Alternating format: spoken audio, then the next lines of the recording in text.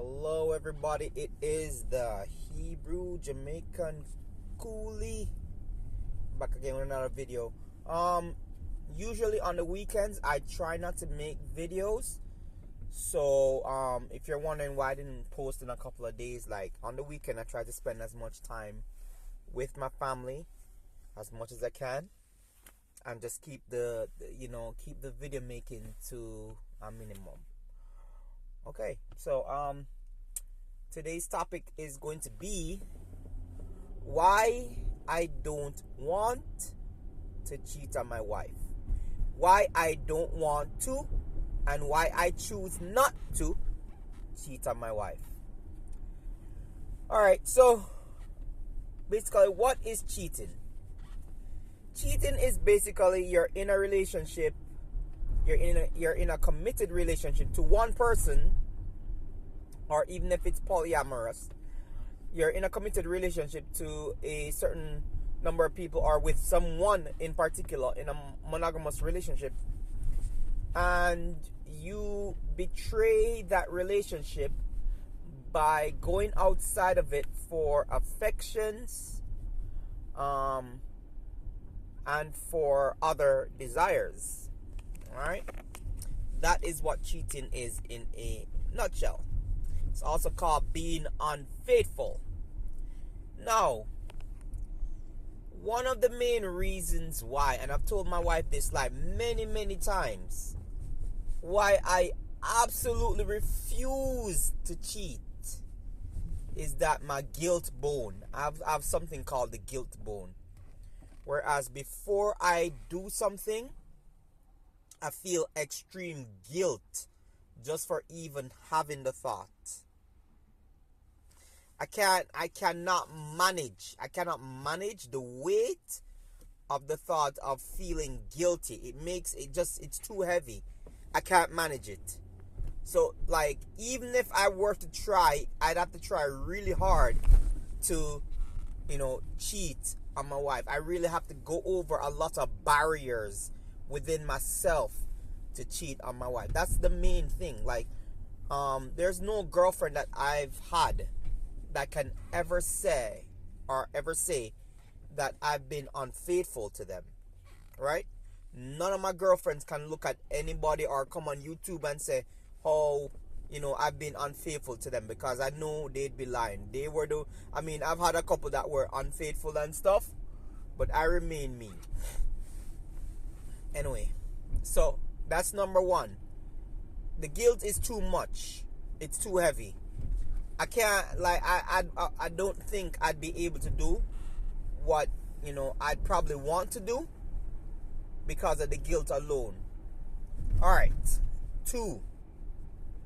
My wife is a great woman and does not deserve to be treated in this manner, to have somebody who is unfaithful to her.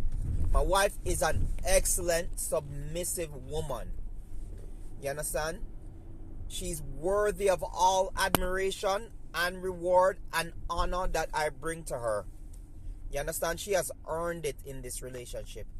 And she doesn't deserve for me to go out there and commit adultery.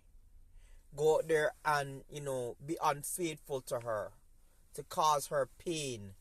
A lot of these people, when they're doing things like this, they never think about the people that they're hurting, how it's going to affect them, how your life is going to be affected afterwards. And it still goes back to number one, where the guilt is going to put so many thoughts in my head about what would happen if I did, that it would really and truly turn me off from doing it. And, after seeing what my mother went through with my father, even though they're still married to this day, it's like I can't put a woman through that. I don't think it's right to be, focusing on fulfilling sexual desires and, for even that small moment in time, turn around and destroy your relationship with practically everybody. Come on, let's go. Why would you go in that lane if, oh my gosh, man. Alright, so anyway. 3. My wife is an amazing cook. My wife is an amazing cook. Listen to me. My wife cooks amazing meals, man. Both Jamaican and American. And she only started to cook Jamaican meals because we started dating. And that's the type of woman that I love to be with. I love women who basically cook for me. I'm sorry. But I don't want to go out there, right? And chance it to destroy my relationship with my wife with somebody that I don't know if they can cook, and then end up with my wife leaving or me leaving the relationship and being with somebody who's less qualified than my wife. I can't do that. It don't make no sense to me. Right? And that's gonna lead to point number 4, that cheating don't make sense to me. I can't do it because it don't make any sense to me to cheat. I can't see myself basically, logically, being with more than one woman. Those who are in polygamous relationships, alright, that's on them. And you know, I've dabbled the thought around and things like that, but listen, women are a handful. Women are a handful. You understand? I can't deal with, you know, emotionally when a woman gets extremely emotional. There are times I basically walk into my room and close the door behind me because I can't deal with my wife sometimes. You understand? What would make you think that if I can barely manage the emotions of my wife, why would I logically step out and take on another woman? It doesn't make any sense. I don't want that on my life. I've never been like that. I don't need to have more than one woman. There's too many women around anyway. And I must get one. I must. Listen. This is how I've always thought for years. Right? That I must get one. It doesn't matter. I'm going to get one. You understand? Most of the times, when I go after the woman that I like, I end up getting her. Most of the times. You understand? And there are times I have the mindset that basically somebody's gonna say yes to me. So there are times where I'll talk to like 10 beautiful women and still get one of the beautiful women. You understand? So it does not make sense to me to go out there and cheat. Mainly being that finances. You understand? Whether I can afford it or not, I don't want to afford it. I don't want to pay for another woman. Right? And with the nowadays modern women and stuff, you're gonna be paying out your butt. I'm not into that. You understand? I'm not into constantly, you know, getting a woman's nails done, getting her hair done and things like that. You understand? Especially if she's not my woman and she's not my wife. I'm sorry. And men, let me just say this point blank. You're not supposed to be doing this for any woman that's not your wife. You understand? If she is your girlfriend and thing, if you guys have been in a relationship for quite a while, then of course, you understand? You live together, of course. Take care of your woman. She's your woman. She belongs to you. Take care of her. Take care of her nails. Take care of her hair. You understand what I'm saying? But any woman that you're just dating and she lives in a different home than you, she's not your wife and she's not even your fiance. Don't expend your resources to that person. Let that person take care of themselves. You understand?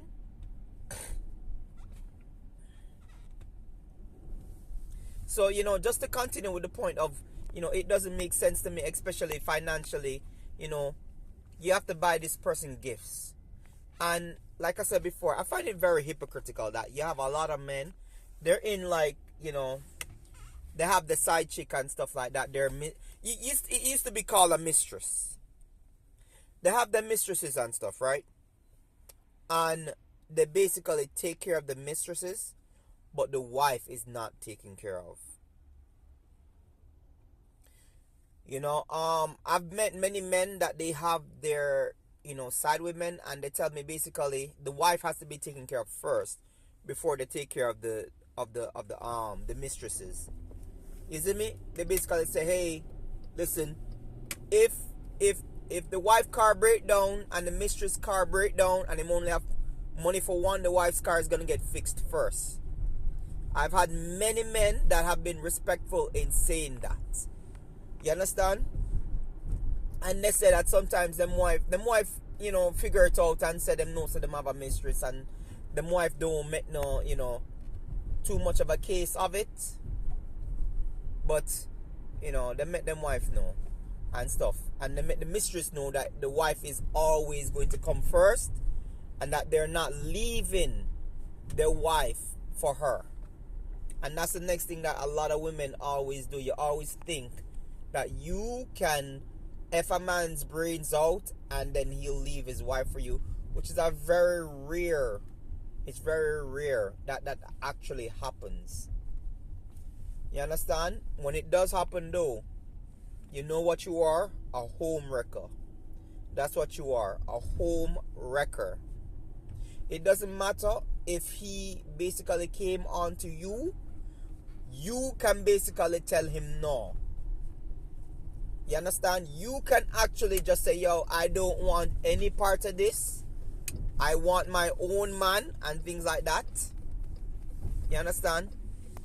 I don't want to be destroying anybody's marriage. But no, some of you women have your heads up your ass and think basically that you are the shit when you aren't. You understand? And the man end up just using you for your goods after a couple of years, and then you basically age out too as well. Then you age out, and then the man just finds something younger, right? Cause I've seen it happen a ton of times, especially in Jamaica. I've seen it happen a bunch of times, where young girls basically they're with older men that are married, and they basically try to get these men to leave their wives. They don't leave. Them tell them say them gonna leave, but they don't leave. The wife even know about these relationships. And sometimes the wife is very cool, calm, and collected as long as this side chick doesn't try to disrespect her, right? At the end of the day, when them reach all 20, 26, 27, the man stop dealing with them and starts dealing with somebody younger. You understand? So for me, financially, I don't want to be like in a relationship with two women. Financially, even though I can't afford it, if I could, I don't want to. You understand? And that's just my stance on it.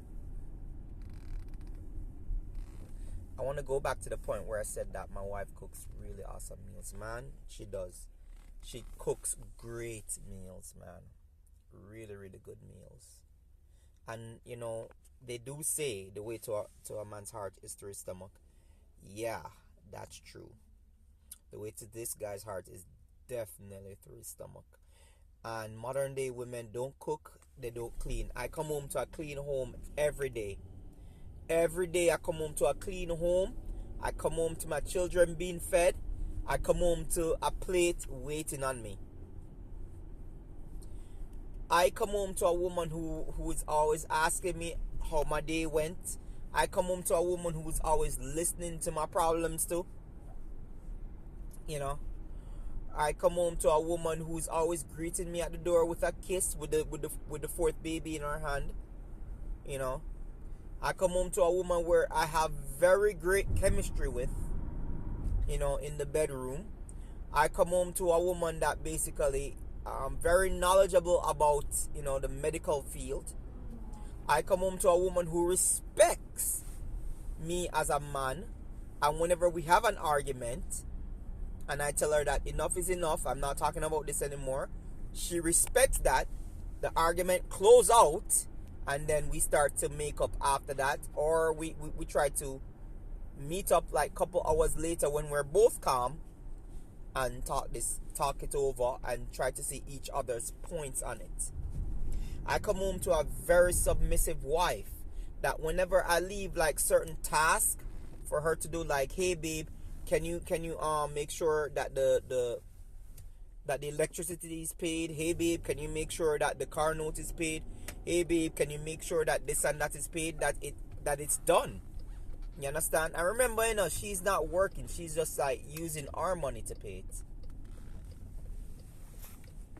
You know what I mean? So this is the type of woman I'm coming home to every day. I am very blessed. Very blessed. That's why I say to you, men, he that findeth a wife findeth a good thing and gains favor from the Lord. You understand? You have to find her. You're not like, when you're not searching for a good woman, you're not going to find a good woman. And that's why I said, I'm okay with passport bros, saying that they can't find a wife here. Okay. But, what are you doing when you leave and you go to the next country? Like, how do you find your wife there? Because like I said before, I'm a passport bro. I decided a long time ago that I'm leaving Jamaica and I'm going to find my wife in America. And I came over, I dated, I searched, and then now I'm married and I have 4 children, and we've been together for 6 years, been married for 5. Next year is gonna make 6 years of marriage. And I'm happy. I'm completely happy. Anyway, this is the Hebrew Jamaican Coolie. I will catch you. I need to fix up my hair and give it a haircut and thing. I know I need to get a haircut. Alright? I'm going to get a haircut. Alright, and even shape up this beard a bit. Peace. Shalom. I'm out.